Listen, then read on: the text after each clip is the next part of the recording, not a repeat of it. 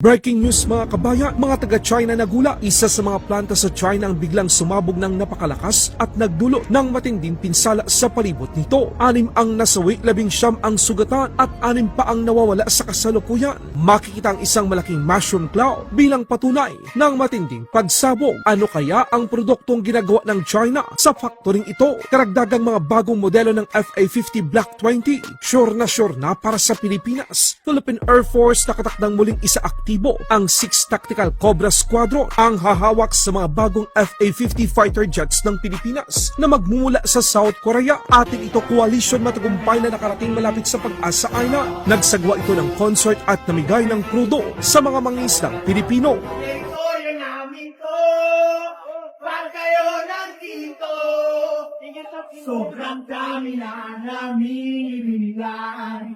Teritoryo namin to, pag kayo nandito, ito'y kahanan namin ibibigay.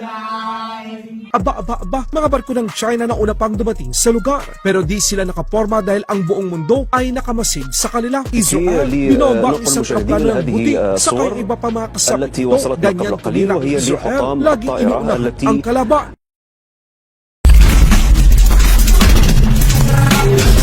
China kinarma, isa sa mga chemical plant ng China ang sumabog. Sa ngayon, 5 katao na ang kumpirmadong nasawi, 19 naman ang sugatan at 6 pa ang nawawala matapos ang matinding pagsabog. Nangyari ang insidente sa isang planta sa Gaomi, sa siyudad ng Eastern Province ng Shandong. Sa tindi ng pagsabog, lumika ito ng mushroom clouds. Nakapagtataka kung anong klaseng chemical ang meron sa nasabing factory. At gano'n na lang katindi ang pagsabog nito, naabot pa sa layo na 6 na kilometro. Hanggang sa ngayon, tikom ang bibig ng Chinese Communist Party. Wala pa ring malinaw na impormasyon kung ano ang sani ng nasabing insidente.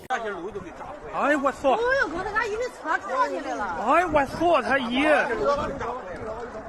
哎呦，你看。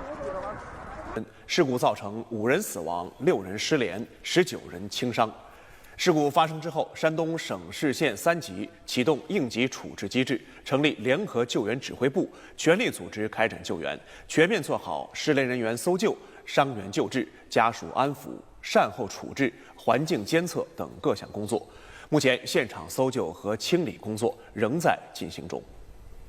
Balitang Pilipinas naman tayo mga kabayan. Good news! Karagdagang mga bagong modelo ng FA-50 Block 20. Sure na para sa Pilipinas. Ito ay maliban pa sa mga multi-role fighter na bibilhin ng Pilipinas na patuloy na pinapatamis ng Amerika ang kanilang offer. Ang Philippine Air Force ay nakatakdang muling isa-aktibo ang 6 Tactical Cobra Squadron na posibleng hawak ng mga bagong FA-50 fighter jets ng Pilipinas na magmumula sa South Korea. Sabi nga nila, even slowly but surely, dahil sa mga banta ng China na mas pinapalakas pa ng Pilipinas ang depensa nito. Noong huling bahagi ng dekada ng 1970, 2 Philippine Air Force F-5A Freedom Fighter aircraft mula sa 6 Tactical Fighter Squadron Cobra ng 5th Fighter Wing ang humarang sa isang Soviet Tupolev Tu-95 Bear Long Range Reconnaissance Bomber na lumalabag sa Philippine airspace. Kung dati kaya natin, mas lalo na ngayon dahil mas parami pa ng parami ang mga modernong assets ng Pilipinas. China mukhang merong pinaplanong hindi maganda laban sa atin ito coalition na patungo sa Pag-asa Island. Ang 2 barko ng China Coast Guard na bumuntot sa Kapitan Felix Oka kung saan sakay ang mga sibilyang Pilipino ay nauna pang pumuesto malapit sa Pag-asa Island. Ang China Coast Guard 3306 at China Coast Guard 21559. Nasa di rin kalayuan ang isa pang barko ng China, ang China Coast Guard 5103. Maganda naman ang ipinakitang suporta ng Philippine Coast Guard sa atin ito coalition dahil makikita sa isang drone shot na pinagitnaan ng BRP Malapascua at BRP Melchora Aquino ang MV Kapitan Felix Oka habang naglariyag patungong Pag-asa Island. Dagdag pa dito, kinumpirma din ng Amerika na ang kanilang P-8A Poseidon ay lumipad upang suportahan ang Pilipinas. Sa ngayon, nasa di kalayuan ng Pag-asa Island ang mga barko ng Pilipinas, ang BRP Malapascua at MV Felix Oka. Kasabay nito ang pagbibigay ng ayuda o mga libreng diesel para sa mga mangingisdang Pilipino. Kung mapapansin niyo mga kabayan na sa kabilang direksyon ang mga ito, posibleng iniiwasan ng mga barko ng Pilipinas ang mga barko ng China na nasa harap ng bahagi ng Pag-asa Island.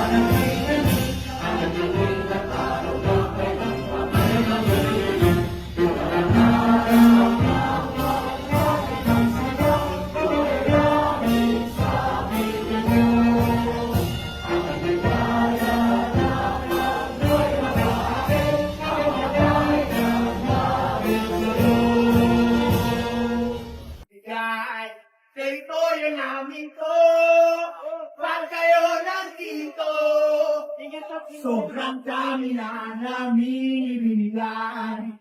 Teritoryo namin to, ba't kayo nandito? Ito'y tahanan namin ibibigay.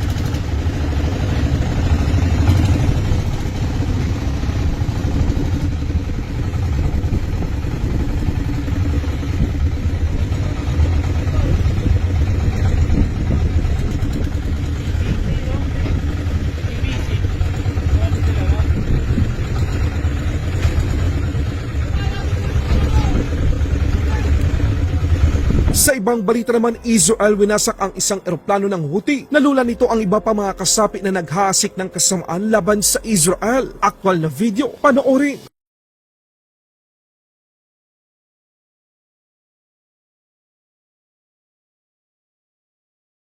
لننقل المشاهدين إلى هذه الصور التي وصلتنا قبل قليل، وهي لحطام الطائرة التي استهدفتها إسرائيل خلال الموجة الماضية على مطار